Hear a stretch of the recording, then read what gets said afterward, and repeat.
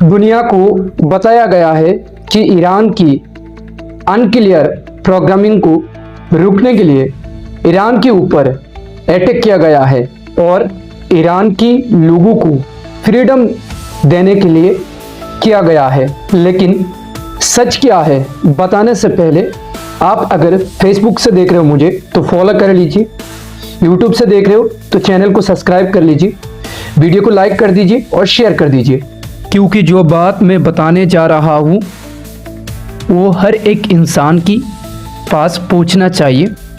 अब चलिए शुरू करते हैं। असली सवाल ये है, अगर अनक्लियर प्रोग्रामिंग ही असली प्रॉब्लम था तो फिर सुप्रीम लीडर को टारगेट क्यों किया जा रहा था? क्योंकि ऑब्जेक्टिव अनक्लियर नहीं था, क्योंकि ऑब्जेक्ट है प्रशासन को चेंज करना, एक ऐसी गवर्नमेंट लाना जो अमेरिका की इशारा पर चले और इजराइल की सामने झुक जाएगी। और ये बात सिर्फ अंदाज़ा नहीं है, ये डायरेक्टली पॉलिटिकल स्टेटमेंट में बोली चुका गया है। People should rise up and remove their leaders. इसका मतलब क्या है? मतलब जंग सिर्फ बॉर्डर पर नहीं है, जंग देश के अंदर से शुरू कराई जा रहा है। बंदूक बाहर से चलाया जा रहा है लेकिन आग अंदर से लगाया जा रहा है। दो लीडर्स, दो स्टेटमेंट। यहाँ एक अजीब कंट्रोवर्सी दिखता है। एक तरफ ट्रम्प ने बोला this war will be long, दूसरी तरफ इजराइल की प्रेसिडेंट बोलता है this war will be quick and decisive. एक कह रहा है मैराथन और दूसरा कह रहा है स्पेंट। और जब दो लीडर खुद कंफ्यूज होते हैं तो जंग पर सिर्फ एक ही चीज होता है, ब्लोल्ट। सबसे खतरनाक लाइन तब आ गई जब बोला गया no rules of no engagement, we fight to win. इसका मतलब क्या होता है कि स्कूल भी टारगेट हो सकता है, हॉस्पिटल भी टारगेट हो सकता है और जो बीच में हो वो कहलाता है कोलाट्रल धमाका। ये लैंग्वेज सोल्डर का नहीं होता है, ये लैंग्वेज गैंगस्टर का होता है। हिस्ट्री वार्निंग, प्रशासन चेंज का रिजल्ट। अब थोड़ा हिस्ट्री का पीछे चलता हूँ और आपको कुछ चीज़ दिखाता हूँ। अफगानिस्तान 2001 में तालिबान को हटा दिया गया, 20 साल तक जंग चली, 2021 में फिर तालिबान वापस आ गया है।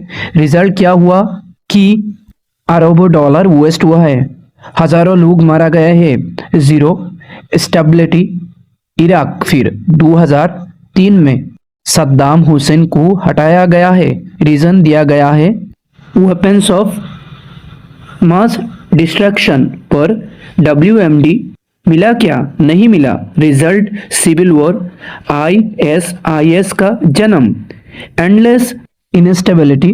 लीबिया गद्दाफी को सड़क पर गैंगस्टर कर मारा गया है, प्रॉमिस था पेज आएगा। आज लीबिया क्या है? मिलिट्री राज, country in pieces, no control power. अभी सूर्या देश को थोड़ा देख लीजिए, आसाद को वीकेंड करके खुशी हुई है। Result refugee crisis, extremism, IS का हेडक्वार्टर इजिप्ट, मुबारक गया, ब्रदरहुड आ गई, आर्मी ने पावर ले ली और लॉयर्स पहले से ज्यादा स्ट्रिक्ट हो गए। हर जगह एक ही पैटर्न, सरकार को चेंज चॉइस। अब ईरान की बारी है। ऑफिशियली बोला जा रहा है we only want to stop missile and nukes, लेकिन पॉलिटिकली स्टेटमेंट कह रहा है we want new leadership, we next signal सबसे ज़्यादा डेंजरस होता है, क्योंकि अगर सिस्टम गिरा और कोई स्ट्रॉन्ग अल्टरनेटिव नहीं बनाया तो क्रिएट होता है पावर वैक्यूम। और पावर वैक्यूम का मतलब होता है militia, proxy wars, civil wars, generation of pain. Iran Afghanistan नहीं है, लेकिन ईरान लाइब्रिया नहीं है। ईरान के पास IRGC है जो सिस्टम का DNI में है।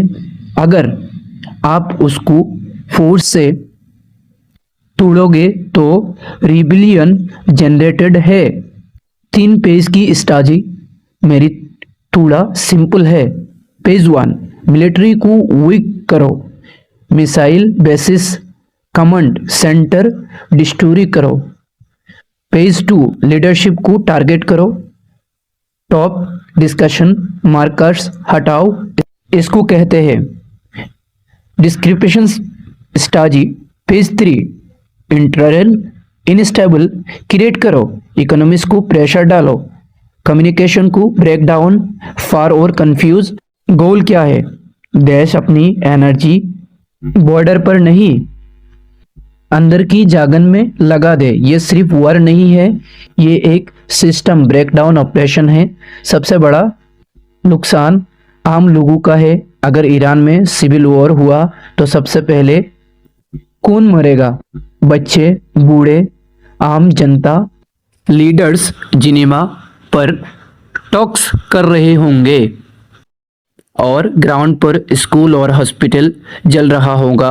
और जब किसी नेशन का फेस ही हटा दिया जाता है तो डिप्लोमेसी भी मर जाता है। पावर विक्रियम सिर्फ एक चीज लेता है, बर्बादी।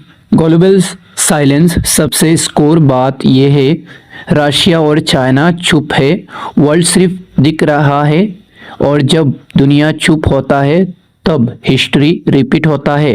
गाजा ने देखा दिया 70,000 से ज़्यादा लोग मर सकते हैं और फिर भी सिस्टम चलता रहा।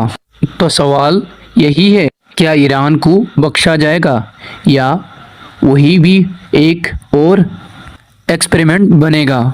सच ये है दोस्तों, ये सिर्फ ईरान की कहानी नहीं है, ये दुनिया की फ्यूचर की कहानी है। जब भी कोई सुपर पावर बोलता है we bring freedom with bombs, तो हिस्ट्री कहती है फ्रीडम नहीं, फाइनलेस आता है।